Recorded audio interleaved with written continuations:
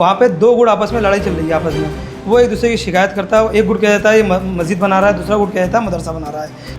हल्द्वानी के बनभूलपुरा में bulldozer action के बाद अब रुद्रपुर में भी प्रशासन सख्त हो गया है। धामी सरकार के निर्देश पर अवैध मदरसे, मस्जिद और दरगाहों के खिलाफ अभियान तेज हो गया है।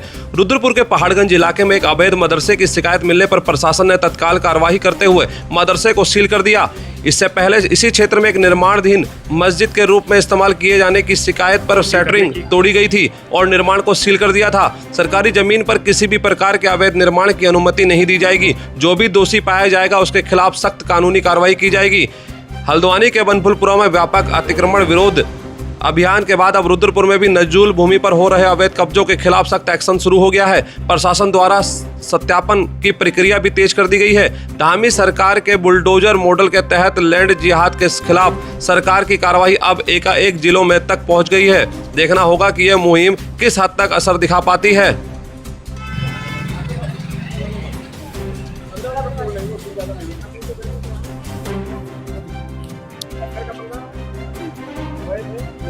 मकान की वजह कागज 15 तारीख 15 दिन का समय दिया गया। 20 तारीख पूरा हो जाए उसके बाद पूरी अवैध बिल्डिंग है, सरकारी जमीन का अवैध बिल्डिंग। ना वो मदरसा था जिस तरीके से जो प्रशासन गया था सील करने के लिए, वहाँ पे दो गुट आपस में लड़ाई चल रही है आपस में। वो एक दूसरे की शिकायत करता है। एक गुट कह देता है ये मस्जिद बना रहा है, दूसरा गुट कह देता है मदरसा बना रहा है।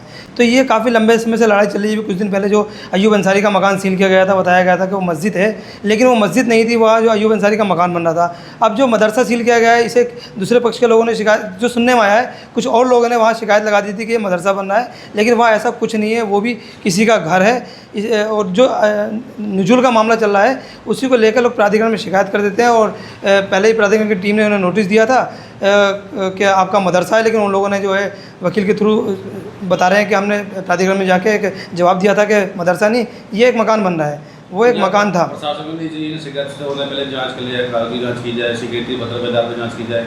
ऐसे तो किसी की शिकायत करो, किसी का मकान मस्जिद करवा। हाँ, प्रशासन को करना चाहिए पूरी तरीके से, लेकिन प्रशासन जो है इस पर कोई जांच नहीं करता है, कोई कुछ नहीं करता है। सीधे आते हैं। जैसे नगर निगम के बहुत से अधिकारी हैं, किसी का मकान बन रहा है, वहाँ जाके मकान बन रहा है उससे पैसे मांगना स्टार्ट कर देते हैं, उससे पैसा ले लेते हैं सीधे। तो इस तरीके का नजुल का मामला है। उन्हें पता है कि नजुल में बंदा डर जाएगा। और जो प्रशासन ने, कुछ सबकी बात नहीं करूँगा, कुछ लोग ऐसे हैं कि वो जो लोगों को डराते हैं, धमकाते हैं और पैसा ले लेते हैं। ये उनकी कमाई का अड्डा है।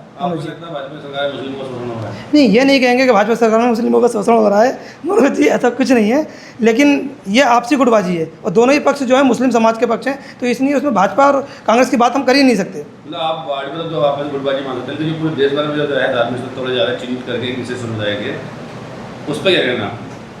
नहीं, ऐसा नहीं है। कौन सा धार्मिक स्थल तोड़ा गया बताइए आप? इससे पहले आप देश की स्थिति देख लो, प्रदेश की स्थिति देख लो, हल्द्वानी देख लो।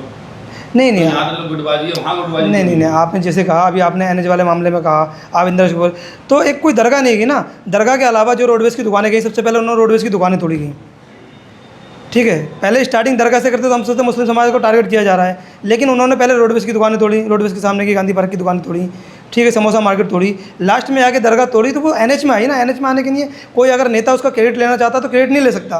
वो आदमी अपने मकान में रह के शरीयत पढ़ाना चाहता है, बच्चों को सिखाना चाहता है, निःशुल्क सेवा देना था, उसमें आपत्ति क्यों नहीं? कोई भी आदमी अगर कराता है उसका रजिस्ट्रेशन कराइए। बच्चों की शिक्षा देने के लिए पहले रजिस्ट्रेशन कराइए, बफोन रजिस्ट्रेशन, उसके बाद कोई नहीं होगा। जिन मदरसों के रजिस्ट्रेशन है उनको तो प्रशासन ने बंद नहीं किया। अपने घरों में स्कूल चल रहे हैं, चल रहे हैं, उस पर प्रशासन को कार्रवाई करना चाहिए ना, उसको भी करना चाहिए, उस पर भी कार्रवाई करना चाहिए। ये पहाड़गंज का क्षेत्र है जो कल्याणी नदी के किनारे बसा हुआ है। कल्याणी नदी के किनारे किनारे जो बाढ़ग्रस्त क्षेत्र है, ग्रीन बेल्ट है, उसमें बड़े पैमाने पर यहाँ पर अवैध निर्माण हो रहा है और कुछ निर्माण पहले से हो चुके हैं।